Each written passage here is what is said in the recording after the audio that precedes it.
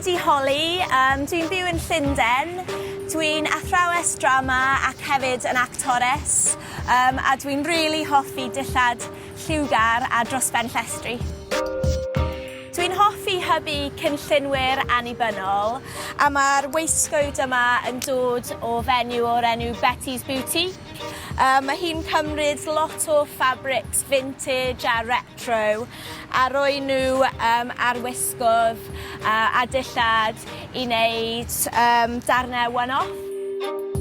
Dwi'n really hoff o elfennau nostalgic o plentyndod yn yr 80au a 90au. So dych chi'n gallu gweld y My Little Ponies a'r Happy Meals, a dwi'n really hoffi elfennau hwylus fel yna ar y dillad dwi'n gwisgo.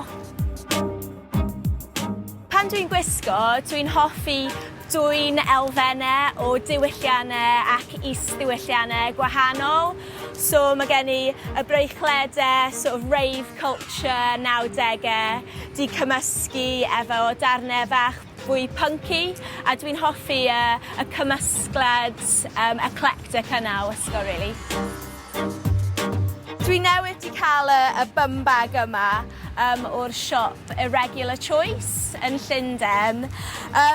A mae just yn amazing. Dych chi'n cael eich dwylo nôl gyda bum bag.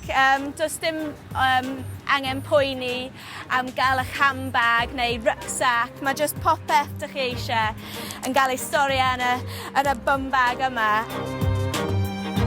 Dwi byth yn gwisgo sodlau uchel, dwi just yn byw mewn trainers neu Dr. Martin boots, really. Ac o'n i'n hoff o'r trainers yma gyda'r lliwiau, patrymau hyfryd, a wnes i custom-eidio nhw fy hun trwy roi y laces pink llachar i wneud nhw just bach fwy yn y grŵp. Mae colir yn rhan bwysig o look fi. Unwaith eto, the more the merrier, really. Dwi'n hoffi lot o liwiau, gweadau gwahanol. Dwi'n caru glitter ar y foment. Dwi just yn glitter monster pan mae'r haul mas. Dwi'n hoffi y sglein ma'n roi i'r gwyneb.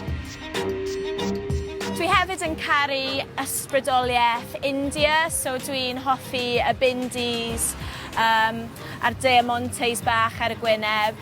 A'r dots dros y llyged, just un elfen arall i dod ar look at ei gilydd, really.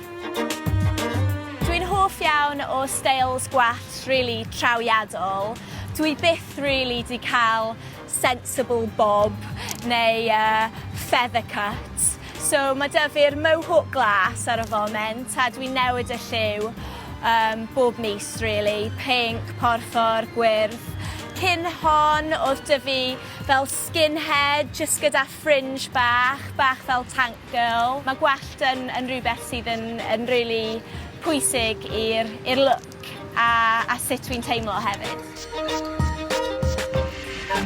Dwi'n casau yr holl beth o what's hot, what's not, beth sydd yn ffasiynol y tymor yma. Dwi'n casau yr attitude na. So i fi, os ydych chi'n teimlo'n da am beth chi'n gwisgo, dyna beth sy'n bwysig, really. Holly Rivers ydw i, a dyma beth dwi'n gwisgo heddiw.